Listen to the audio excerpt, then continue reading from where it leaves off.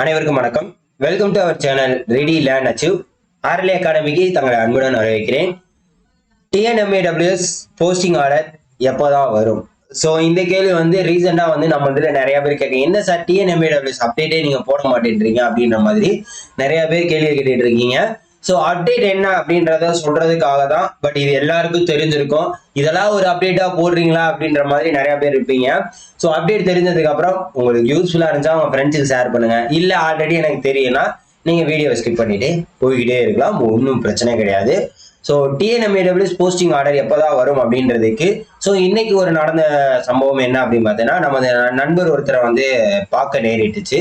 So அந்த நண்பர்கிட்ட கேட்டப்போ அவர் சிவில் எம்ஏடபிள்யூஎஸ்ல ஒர்க் இன்ஸ்பெக்டர் இருக்கு பார்த்தீங்களா, அந்த போஸ்டிங்க்கு அலாட்மெண்ட் ஆர்டர் வாங்கிட்டார். அந்த இதுக்கு அலாட்மெண்ட் ஆர்டர் வாங்கிட்டாரு நம்ம நண்பர் தான். ஸோ அவர் என்ன சொன்னாரு அப்படின்னு பார்த்தீங்கன்னா, அதை நம்பி தான் நான் வேலையவே விட்டுட்டேன். அதாவது இந்த அலாட்மெண்ட் ஆர்டர் வாங்கிட்டதுனால அதை நம்பி தான் நான் வேலையை விட்டுட்டேன் அப்படின்ற மாதிரி நமக்கு சொன்னாரு. ஸோ அப்படி இருக்கிறப்ப ஸோ என்ன அப்படின்னு ஏன் நான் இதை சொல்ல வரேன் அப்படின்னு பார்த்தீங்கன்னா, இப்போ என்ன இருக்குன்னா கேஸ் போட்டிருக்காங்க சார், அது சார் இது சார்ன்ற நம்ம அந்த கேஸ் கேட்டகரிக்கே வராம ஸோ எல்லாருமே சேர்ந்து என்ன பண்ணியிருக்காங்கன்னா, டைரக்டர் சார் இருக்கார் பார்த்தீங்களா, ஸோ எம்ஏடபிள்யூஎஸோட டைரக்டர் சார் சிவராஜ் சார், அவரை பார்த்து எல்லாம் பேசியிருக்காங்க. ஸோ இந்த கேஸ் எப்போதான் அப்டேட் பண்ணி முடிவுக்கு கொண்டு வராங்க அப்படின்னு பார்த்தீங்கன்னா, மே மந்த் கண்டிப்பா என்னது டோட்டலா கோர்ட்டுக்கு எல்லாமே லீவு. ஸோ அப்போ எப்பதான் நமக்கு முடிவுக்கு வரும் அப்படின்னு பார்த்தீங்கன்னா, அவர்கிட்ட கேட்டப்ப என்னன்னு சொல்லியிருக்காங்க அப்படின்னு பார்த்தீங்கன்னா, ஜூன் ஃபர்ஸ்ட் வீக்ல எதையாச்சும் எதிர்பார்க்கலாம் அப்படின்றத சொல்லியிருக்காங்களாம். ஜூன் ஃபர்ஸ்ட் வீக்ல மேக்சிமம் கம்ப்ளீட் பண்ணிடுவாங்க. கேஸ் எந்த கேஸா இருந்தாலும் முடிவுக்கு கொண்டு வந்துருவாங்க, அப்பாயின்மெண்ட் ஆர்டர் கொடுத்துருவாங்க அப்படின்ற மாதிரி தான் சொல்லியிருக்காங்க. சரிங்களா? அதாவது உங்களோட போஸ்டிங் ஆர்டர் எங்க வேலை பார்க்க போறோன்றத ஜாயினிங் லெட்டர் உங்களுக்கு என்ன வந்துடும், ஜூன் வாரத்துல நீங்க எதிர்பார்க்கலாம் அப்படின்றதையும் அவங்ககிட்ட பேசுறப்ப நமக்கு தெரிஞ்சிச்சு. ஸோ அந்த அப்டேட்டை தான் உங்களுக்கு தெரிவிக்கிறேன். பட் இது ஒரு நான் எப்பவுமே எனக்கு தோன்ற ஒரே ஒரு சிம்பிள் கோட்ஸ் என்ன அப்படின்னு பாத்தீங்கன்னா, everything happen for a reason. Everything happen for a reason. நான் சொல்றேன் சரிங்களா? ஏன் எது நடந்தாலும் நன்மைக்கே அப்படின்னு நினைச்சுக்காங்க அப்படின்றதான் என்னோடது. சார் அப்ப நான் ஆக்சிடென்ட் ஆயிருது, அப்ப எனக்கு கால் உடஞ்சது, அப்ப அதுவும் நன்மைக்கா அப்படின்னு கேட்டீங்கன்னா, சோ அதுவும் ஒரு வித நன்மைக்கு தான். என்ன இதுக்கும் நன்மைக்கா அப்படின்னு சொல்றீங்க அப்படின்னா, அதுக்கு என்ன சம்பந்தம் அப்படின்னு கேட்டீங்கன்னா, இப்ப நீங்க அந்த டைம்ல உங்களுக்கு ஒரு ஆக்சிடென்டோ ஏதோ நடந்துருச்சுன்னா, இன்னும் பெரிய ஏதோ ஒரு விபத்து வர்றது உங்களால தடுக்கப்படும். அந்த இடத்துல உங்களோட இன்னும் பெரிய சேதாரமானது உங்களை கம்மியா காப்பாத்துறதுக்கு தான் அந்த சம்பவம் நடந்திருக்கு அப்படின்றது ஒண்ணு. சோ அதுக்கு என்ன சம்பந்தம் அப்படின்னு பாத்தீங்கன்னா, இப்ப டிஎன்எம்ஏடபிள்யூஎஸ் தாமதம், சரிங்களா? டிஎன்எம்ஏடபிள்யூஎஸ் தாமதம் ஆகுதுன்னு வச்சுக்கோங்க, சரிங்களா? அதுக்குள்ள பாத்தீங்கன்னா டிஎன்பிசி ஏஇ முடிஞ்சு போயிடும். உங்களுக்கே தெரியும், TNPSC CDC exam counselling already சிவிலுக்கு முடிஞ்சு, உங்க எல்லாத்துக்குமே தெரியும், சிவிலுக்கு முடிஞ்சிருச்சு. இன்னும் மற்ற போஸ்டிங்ஸ்லாம் இருக்கு. அது அப்கமிங்ல நடந்துடும். மே மாசம் கண்டிப்பா முடிஞ்சிடும். ஸோ இந்த மே மந்த்துக்குள்ளேயே பாத்தீங்கன்னா இந்த டிஎன்பிசி ஏஇ எல்லாம் இருக்காங்க பாத்தீங்களா, ஸோ அவங்களே பாத்தீங்கன்னா நிறைய பேர் இதுலயும் செலக்ட் ஆயிருப்பாங்க. டிஎன்எம்ஏடபிள்யூஎஸ் ஏஇல 2 பேருமே செலக்ட் ஆயிருப்பாங்க. ஸோ இப்படி செலக்ட் ஆயிருக்கிறப்ப என்ன நடக்கும் அப்படின்னு பாத்தீங்கன்னா, அப்ப டிஎன்பிசியில நிறைய பேர் சூஸ் பண்ணிட்டு போயிட்டாங்கன்னா டிஎன்எம்ஏடபிள்யூஎஸ்ல வேக்கன்ட் கிரியேட் ஆகும். சரியா? ஸோ அந்த வேக்கன்சிக்கு 1 மார்க்ல இல்ல போயிட்டு இந்த மாதிரி சீட்டு கிடைக்காம நிறைய பேர் பின்னாடி போயிருப்பாங்க தெரியுமா? அந்த கவுன்சிலிங் போயிட்டு இந்த முன்னாடி வரைக்கும் போயிருப்பாங்க, முன்னாடி இருக்கவங்க அந்த சீட் எடுத்துட்டு போயிருப்பாங்க. ஸோ இந்த மாதிரி சம்பவங்கள் நடந்தவங்களுக்கு ஒரு வாய்ப்பு அமையும். சரியா? இதைதான் நான் சொல்றேன், everything happen for a reason. அதே மாதிரி டிஎன்எம்ஏல போனவங்க டிஎன்பிசினா நல்ல போஸ்டிங் கிடைச்சிருக்கும்.